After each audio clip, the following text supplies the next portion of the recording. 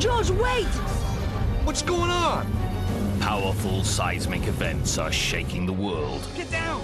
Ah!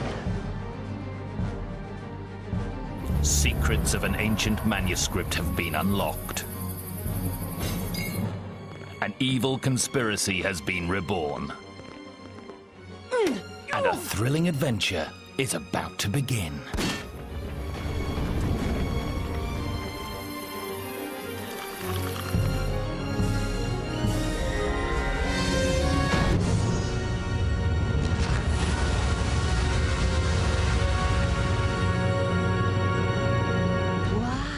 Well, that's clearly the way out. And these are clearly not ordinary floor tiles.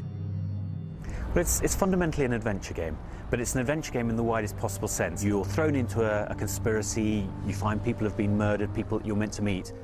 It was a Sunday morning. I was 3 months behind on the rent. And my editor had given me another bum assignment, and then everything changed. And as the game develops, you find that you're drawn into an extraordinary story.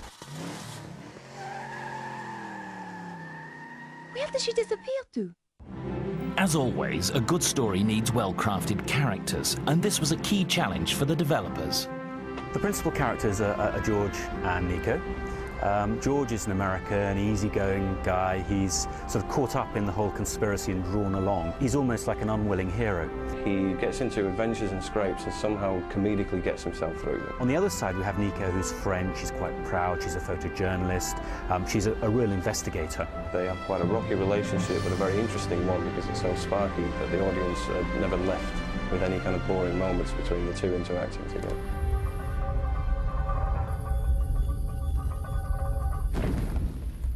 Thanks, Nico. That was a close call.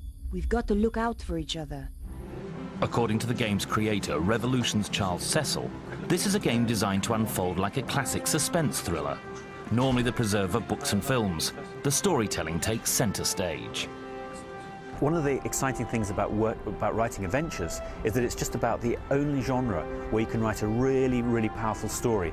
And the story and the gameplay are actually interwoven. So as you play the game, so the story automatically unfolds. It's the closest I believe we can at this stage get to a film without just basically playing a 1.5-hour cutscene.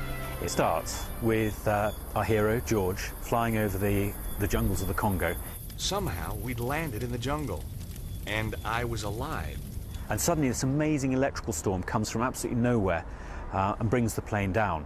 And George only just survives. We then cut back to Nico, and Nico's in Paris. And she's been invited to talk to some computer hacker who's talking about the end of the world. And so both characters are brought into this amazing conspiracy, independently of each other. Many works of fiction or fantasy suspend disbelief by incorporating links to real history or science. Video games too, it seems, can seamlessly draw on reality and mythology to enhance a fictitious adventure. And this was always a huge part of the Broken Sword concept.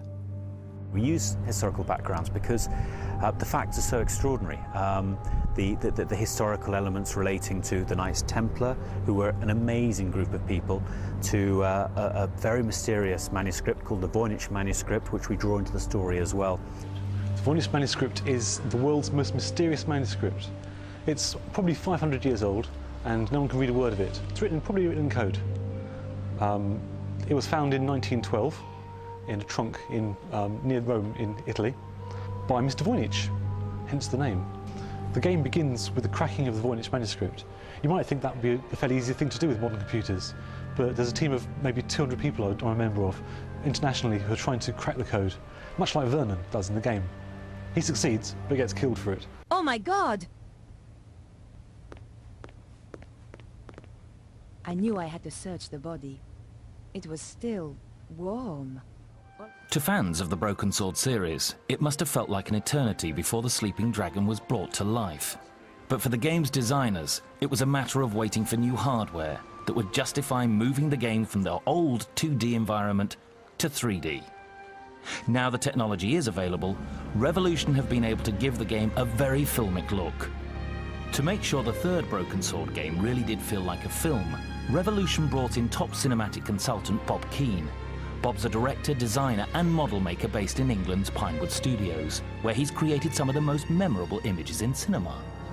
Came out of school, went into an apprenticeship at a model making company, then decided that I really wanted to do more creature stuff. So I got into creatures with Empire Strikes Back, all those wonderful movies that were being made around that time.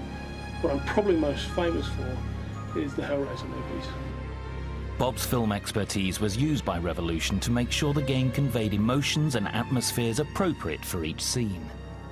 So they needed someone to come on board who could offer them direction with all kinds of levels, from sound design to lighting to camera position and camera emotions, particularly, where a camera would maybe be following a character and the character would be allowed to creep away, and then I'd go, well, hold on a second, do you want them to go? Do you want them to be saying goodbye? And then the game designers go, well, no. And I said, well, at the moment, the emotion here is that character is leaving. Now, one thing that Bob Keane suggested was that certain cameras, we had to be very careful that we weren't giving the impression that the character was leaving the scene much earlier than they should. So there was a point here where we had a very large camera volume, which meant that the player character was walking a long way into the screen before that we changed the camera. And Bob said this clearly gave the message that the scene was being left in normal cinematic parlance. So we added a new camera volume here to stop that effect. I've been waiting a long time for the chance to do this. Convey it in a more dynamic way through the cinematography. We can move the camera around so that we can increase the drama. No matter how convincing the game looks and how good the story is, what's going to keep gamers coming back for more is addictive and exciting gameplay. The core gameplay is the investigation. It's getting to the bottom of the conspiracy, talking to the characters. Hi, my name's Stobart, George Stobart. Finding out clues, working out what to do with them. But the second major element comes from the exploration itself, the climbing across the balconies, shimmying in the jungle across cliff faces as well. And this is something that we could do in 3D that we could never do in 2D. And then finally we add an element of action. And the action's very exciting. No, not yet. Harry, stay there. Why? Whoa! It's important to me that the gameplay in Broken Sword, it still functions as a game. People can talk a lot about how games and films are coming together, and they are. But we're not at a stage yet where I believe that we could shoot, for instance, the gameplay purely like a film. So what we tried to do is to get a nice equal mix, so that I, as the director, can say, well, this is the best way to shoot it, but I'm still very keen on what the game designer who's putting this level together has to say about whether it's conducive to gameplay or not. So, compelling gameplay, breathtaking graphics, a movie-quality script, Hey, lady, saddle costs extra. and a roller coaster of a narrative. Stand by for a landmark in interactive storytelling. Here goes. It's truly an interactive movie. It's got all the qualities of a movie, and it is interactive. And this is the future of it. And I think they've got a great game in their hands. And I can't wait to play it. We've tried to innovate in every single area. We've really turned our back on what we went before. I very much hope and expect that this game will be received as a seminal title that really blows away everything that went before it and creates a new standard in adventures. Hey, nice.